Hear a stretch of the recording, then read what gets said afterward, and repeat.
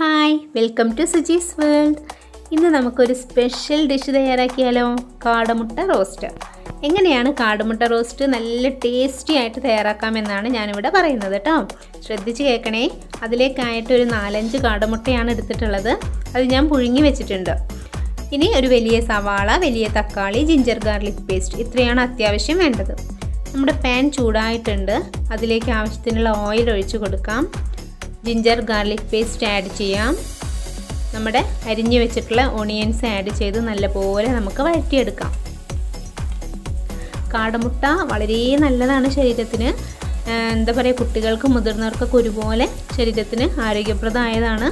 ചെയ്ത് നോക്കുക. വെറൈറ്റി ആയിട്ട് നമുക്ക് തയ്യാറാക്കാവുന്നതാണ്. റോസ്റ്റ്, കറി തുടങ്ങി അതുപോലെ പല രീതിയിൽ നമുക്ക് കാടമുട്ട തയ്യാറാക്കാൻ പറ്റും.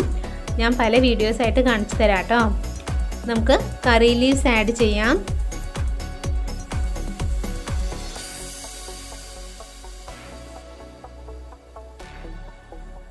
നമ്മുടെ സവാള നന്നായി വഴന്ന് കിട്ടാൻ വേണ്ടിയിട്ട് നമുക്ക് ആവശ്യത്തിനുള്ള ഉപ്പ് ചേർക്കാം. മസാലയ്ക്ക് വേണ്ട ഉപ്പ് ചേർക്കാം. നന്നായി വഴറ്റിയെടുക്കണം. അതിന് ശേഷം നമുക്ക് ഒരു 1/4 ടീസ്പൂൺ ടർമറിക് പൗഡർ, മഞ്ഞൾപ്പൊടി ചേർത്ത് നല്ലപോലെ ഒന്ന് യോജിപ്പിക്കാം. മല്ലിപ്പൊടി ഒരു 1/2 ടീസ്പൂൺ ചേർക്കാം.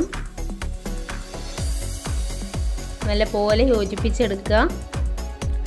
കുരുമുളക് പൊടി 1/2 ടീസ്പൂൺ ചേർക്കാം. ചില്ലി ഫ്ലേക്സ് 1/2 ടീസ്പൂൺ ചേർക്കാം. നല്ലപോലെ യോജിപ്പിച്ച് കൊടുക്കുക. മുളക് പൊടി 1/2 ടീസ്പൂൺ ചേർക്കാം.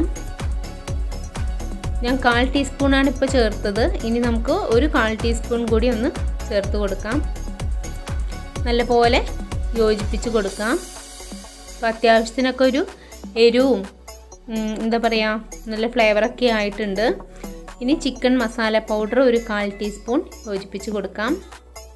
വളരെ ടേസ്റ്റിയാണ് കേട്ടോ. ഇങ്ങനെ ഒന്ന് ചെയ്ത് നോക്കണേ, വളരെ ടേസ്റ്റിയാണ്.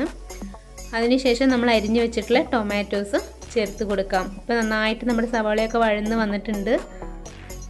നമുക്ക് തക്കാളി കൂടി നന്നായിട്ടൊന്ന് ഉടഞ്ഞ് കിട്ടണം. അപ്പോൾ നന്നായിട്ടൊന്ന് വഴറ്റിയെടുക്കാം. ഇനിയാണ് നമ്മുടെ special item green chilli sauce. Sauce ഇല്ലാതെ തന്നെ ഈ മസാല വെച്ചിട്ട് നമുക്ക് തയ്യാറാക്കാം. പക്ഷേ സോസ് ചേർത്തിട്ട് നമ്മൾ കാടമുട്ട റോസ്റ്റ് തയ്യാറാക്കുമ്പോൾ അതിനൊരു വെറൈറ്റി ടേസ്റ്റ് തന്നെയാണ് കേട്ടോ കിട്ടുന്നത്. ശരിക്കൊരു വെറൈറ്റി തന്നെയായിരുന്നു. വളരെ ടേസ്റ്റി ആയിരുന്നു. സോയാ സോസ് ഒരു 1/4 ടീസ്പൂൺ ചേർക്കാം. ശേഷം നന്നായി യോജിപ്പിച്ച് കൊടുക്കാം. നല്ല സ്മെല്ലാണ് കേട്ടോ, നല്ല ഫ്ലേവർ. ഈ ഫ്ലേവർ നല്ലൊരു സ്മെല്ലാണ് വരുന്നത്. ഇനി നമ്മുടെ മുട്ട, കാടമുട്ട തൊലിയൊക്കെ കളഞ്ഞ് ബോയിൽ ചെയ്ത എഗ്സ് നമുക്ക് ചേർത്ത് നല്ലപോലെ ഒന്ന് യോജിപ്പിച്ച് കൊടുക്കാം. അടിപൊളിയാണ് കേട്ടോ. എനിക്ക് പറയാൻ വാക്കില്ല, അത്ര ടേസ്റ്റിയാണേ. എല്ലാവരും ചെയ്ത് നോക്കണം. നമുക്ക് കുറച്ച് ഗ്രേവി കിട്ടുന്നതിന് വേണ്ടിയിട്ട് ഞാൻ കുറച്ച് വെള്ളം ആഡ് ചെയ്യുന്നുണ്ട് കേട്ടോ. അല്ലാതെ തന്നെ നമുക്ക് ഇത് ഇങ്ങനെ മതിയെങ്കിൽ ഇങ്ങനെ തന്നെ മൂടി വെച്ച് നമുക്ക് ഉപയോഗിക്കാം. പക്ഷേ കുറച്ചൊരു ഗ്രേവി ആയിട്ട് വേണമെന്നുണ്ടെങ്കിൽ ആവശ്യത്തിന് നമുക്ക് എത്രയാണോ ആവശ്യം അതിനനുസരിച്ചുള്ള വെള്ളം ചേർത്തിട്ട് നമുക്കൊന്ന് മൂടി വെച്ച് വേവിച്ചെടുക്കാം.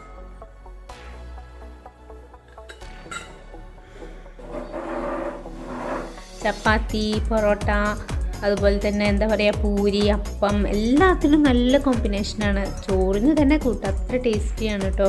എല്ലാവരും ചെയ്ത് നോക്കണേ. നമ്മുടെ റോസ്റ്റ് തയ്യാറായിട്ടുണ്ട്. എല്ലാവർക്കും ഇഷ്ടപ്പെടും, എനിക്ക് ഉറപ്പാണ്.